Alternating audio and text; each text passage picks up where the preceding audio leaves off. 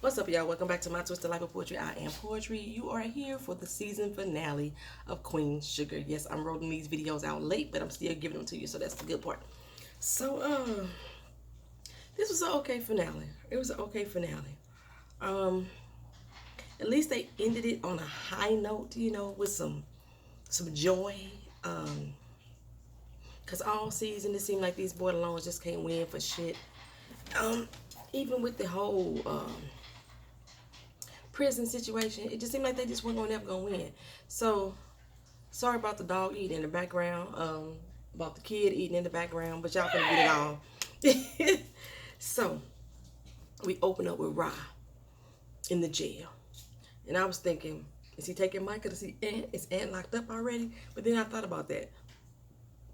He said he's gonna have 6 months, and they didn't say when he was gonna get sentenced. So no, Ra ain't taking Micah in. But the look on his face is telling me that something is going on. He always got that ugly pinched look on his face. But I just knew for a fact that it didn't have nothing to do with that robbery. But he basically in there sharing his story with the other inmates, about what he felt emotionally when he came home, when he got out, his desire to walk a straight line, walk a narrow path, but so he don't end up back there. That was his whole hope. So this entire season, they have really focused on the prison industry. And now think about it, they kind of focus on the prison industry all the seasons, you know what I'm saying? Um, his PO wants him to work with a lady in a former inmate, not a, on a former inmate re-entry program. Um, but Rod's like, I ain't got time for that. I got so much stuff going on, I'm not gonna be able to do it. Um, but then he sees like the sisters being taken into the prison. And, I thought he was going to hit him some kind of way, and he was going to change his mind. Like, yeah, I'm gonna go ahead and do it, but he didn't.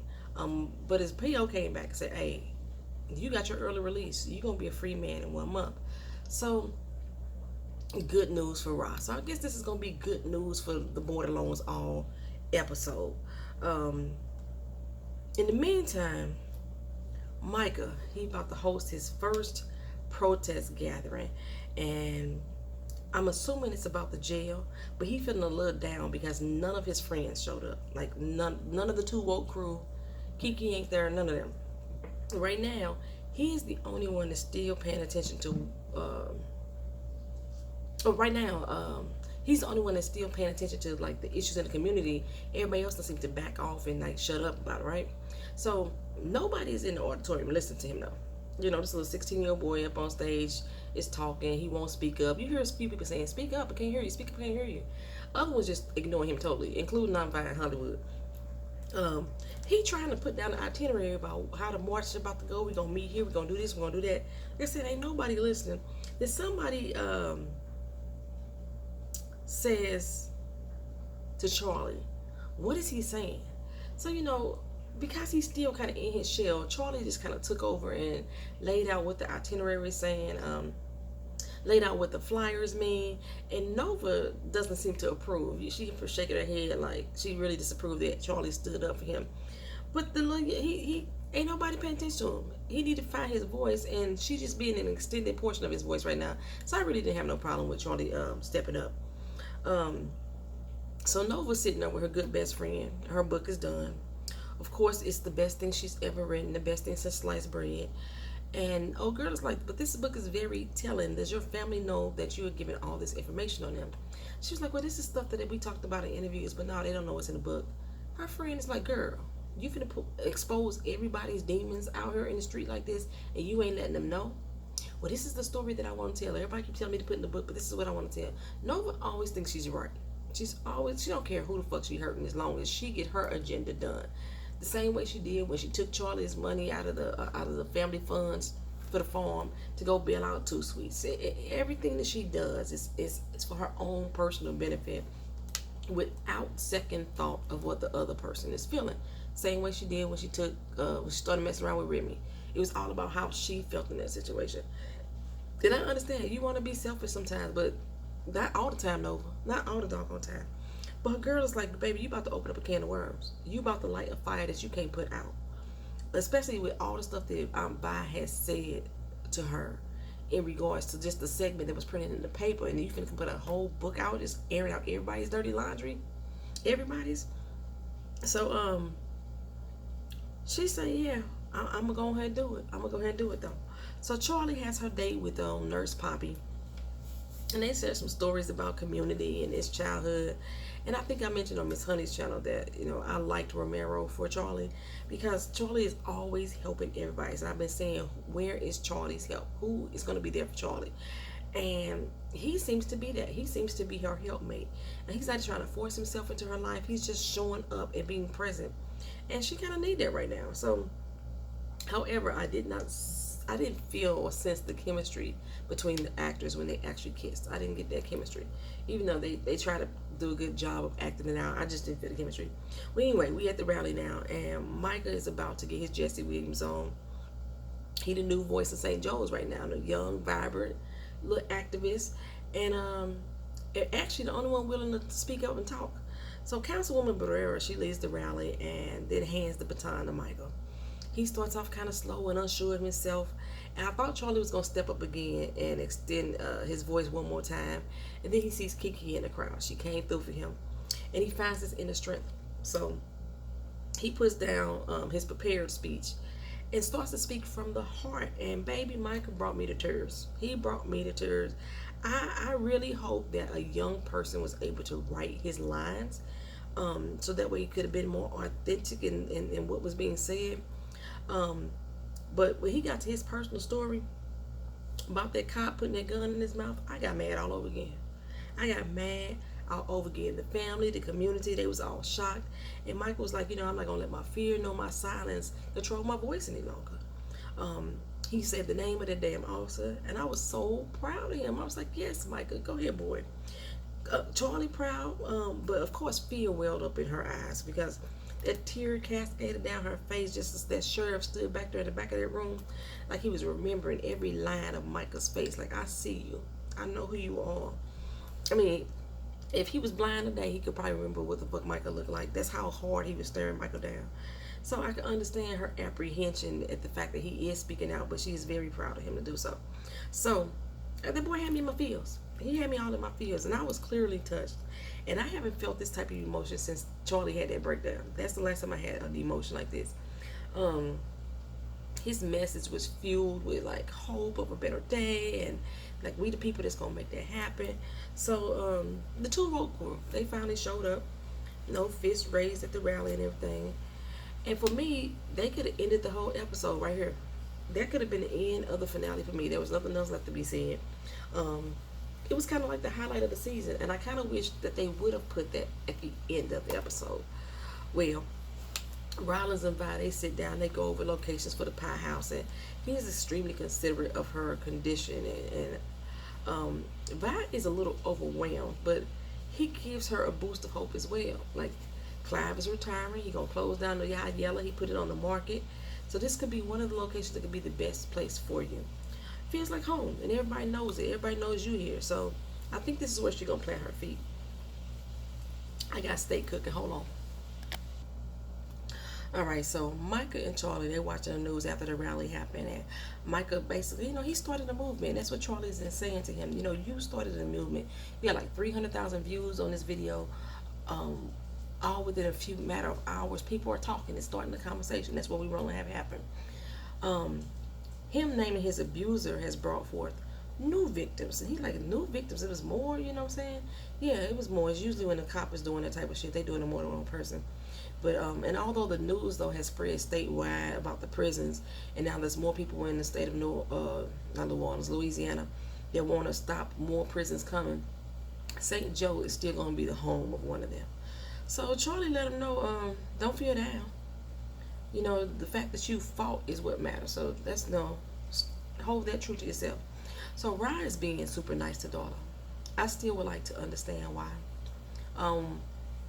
One of you all said that maybe it's because of he saw how she stood up for him against her mom. But Darla has always stood for Ryan. So I really want to know why now. What came over him? What got to him that made him really say, I see you, Darla. I see you being there for me, and let me just be a little more kinder. I just want to know. I just want to have an understanding.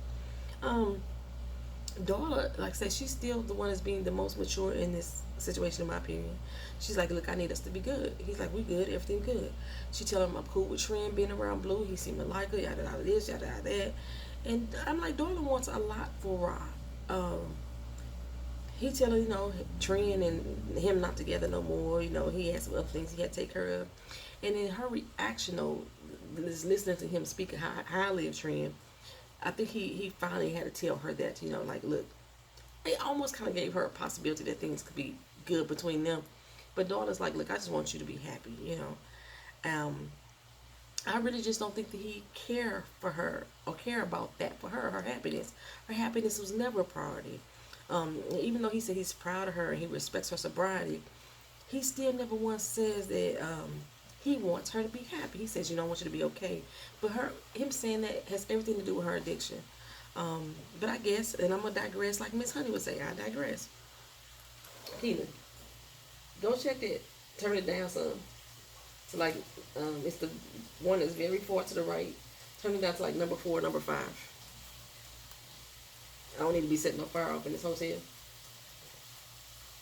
So it should be like a 7 or 8. The one I went to the right, turn it to like 4 or 5. Or maybe 3 or 2. Ain't no more juice left in there, is there? No. Okay, the red cup, put a little bit of water in there and put it in there. Okay, so back to y'all. So Charlie sits down with Landry's sister, and I didn't like her so much that I didn't even bother to remember what her name was this season. So I still don't trust her. 1 hour older. She tells Charlie, you got the MTPE by the ropes, right?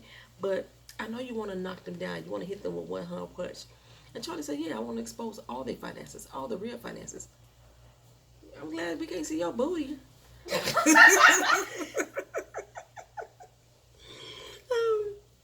She said, yeah, make everybody run. Landry's sister's like, that's going to bring me down, too. That's going to hurt me. Well, you can fly in and be Captain Saberho if you want to be and come clean it all up. So they negotiate shares. Like, she wants Charlie's shares, and Charlie said you can get 1%, and I want Queen Sugar back, and she want this, and say want that. So they go back and forth and back and forth. So like I say, Charlie wants all the forms back. She want Queen Sugar back, and old girl like, well, I want more than 1% of your shares. Then, well, if you want more than 1%, then you're gonna have to give me more stuff. Charlie like, who you think I am? Who you think I am? Well, Prosper about to head on out and go to Chicago with Billy. Why Billy didn't come pick him up, I don't understand. I don't understand why we still have not seen his daughter at all. Why they like writing in this ghost character? Why we can't see her? Why she's never there for her father? I just don't understand that. But Charlie gonna drop him off to Billy's hotel. Why the fuck Billy couldn't come by and pick him up? But okay, Charlie gonna drop him off to the hotel. But I guess everything went as Charlie had planned as far as like Landry's sister go, because instead of him taking him to Billy, she take him to his house. He got his land back. And he is so happy and so grateful. And I'm like, go ahead on, Charlie. Go ahead on, Charlie. She be doing the damn thing. But seriously, what the fuck is that man going to do with that land? He can barely take care of himself. I mean, welcome home, Prosper. But we got to be honest here. He can't take care of himself. And then y'all finna put him back into this home alone. So I guess Charlie gonna just check on them all the time, I guess. Because she like, yeah, we family. But Charlie is the only one that's been really treating them like family for real. Ain't nobody else came in inquired about Prosper and his health and his well-being. None of the rest of the farm, nobody. Ain't nobody did that. Anyway, so Nova decided to send her story over anyway. So all she did was change the title to Blessings and Blood. For some reason, I don't have any interest at all in reading Nova's book. And I love to read. But she didn't feel the need to change any content. And I wonder how that's going to go over with the rest of the family. Well, Rob pulled up to his farm and the police is sitting in his property. Blue sleep in the truck and he like, what the hell, what's up, what y'all need, what y'all here for? It's the sheriff and some other good old boy. They want him to come down the station and ask him a few questions for a minute. About what? Of course they smug ass ain't going to say. It's in your best interest not to ask us questions. You just need to get on the car. You only got a few more weeks left on your books. And he said, I could lock your ass up for chewing bubble gum. You know what I'm saying? So you best might want to get in this car. Ross say, look here, I got cameras all around her. They seen you coming and going and everything in between. What you gonna do, Pop? Ryan got no damn cameras at that house. Motherfucker could barely cut his lights on just a couple months ago. So doggone way he ain't running no cameras. But still, that was a good bluff. That was a good bluff. Because they packed up their shit and they went on about their way. So you knew that was about some bullshit. So anyway, I wonder if they finna start harassing him about that robbery. Like I said, it was a year ago. It only came up one other time that the girl recognized Ra, but hmm, what they finna harass him for? You would think they would have went after Micah, but instead they go after Ra. Well, anyway, Charlie and Landry meet. He got the call to meet with the board of the prisons, and they got a hold of his personal finances. Charlie said, "Well, I guess you're having trouble talking to all your legislators now too, huh? Your phone calls ain't being returned." Landry realized that she had something to do with it. So Landry said, enjoy my little setback for a little while, but you just made a deal with a woman who was willing to stab her brother in the back and bleed and watch him bleed. What you think she gonna do to you? That's what I've been saying the whole doggone season. Charlie said, I ain't scared of you or your sister, you punk. Take her, homie, and I mean it. Be careful. But other words, watch your back is what she told him. So I think the running theme of this show was get you a Hollywood and get you a Charlie. Because, baby, Hollywood heard that the High Yellow was for sale. He bought it for Vi. And he said he wanted to get her own place. And now it's free and clear. She ain't even got to answer to Rollins as far as his business is concerned. That mug is still cooking fast as I don't know what, ain't it? Don't turn it off for me. Um, she's still like, that's why I don't like electric stoves. I need real fire. Because we had it on there and it was cooking and it was smell like it was burning and so I turned it off and the steak was still red as I don't know. Wait a minute, I don't eat red steak. Anyway, so I'm bad. She's like, there's still a lot to give me. She's still acting like they're not gonna spend their lives together. It just anyway, so the family over at Outvies and Kiki, she there too. They all dressed up thinking that this is about to be the after party for the rally, but ain't nobody else there but them. It's only 6 chairs in the line, and y'all didn't know something was going on. Like the clergy come out the house and like, okay, everybody take a seat. I already knew what was going on. They about to get married. I'm Wood, and I'm Vi about to get married. They step out and they all white looking casket sharp, Wood was looking all proud, baby, all proud. Vi looked gorgeous. And this is a surprise wedding for the guests. Usually it's a surprise wedding on the bride or the groom, but this time they surprising the guests. And in the end, basically Wood just gave her what she wanted again. She wanted a small, intimate wedding all along, and that's what he just gave her. After they kissed and said their vows, which the vows were lovely, they confessed their unconditional love for one another. It was absolutely beautiful. I didn't cry. All the borderlines was crying, but I didn't cry. And I was surprised that Blue wasn't at the wedding. But then, once they kissed and the reception started, the whole crowd showed up. So I guess they had the after party for the protest and the wedding reception at the same doggone time. And that is the end of season 3 of Queen Sugar, the finale. If there's anything y'all think I missed, leave it down in the comment section. I thank y'all for joining me this season. I personally was not that impressed with this season at all. I did not like the direction of the directors at all. I did a lot of arguing this doggone season about these characters. And honestly, I'm glad they had this happy moment, but I want to tell the Borderlands, hold on to this happiness right now, because y'all know y'all life gonna be fucked up again tomorrow, because that's basically how everything go for y'all. So that is the end. You know what I'm saying? Y'all have a good one. Thank y'all for being patient. Peace.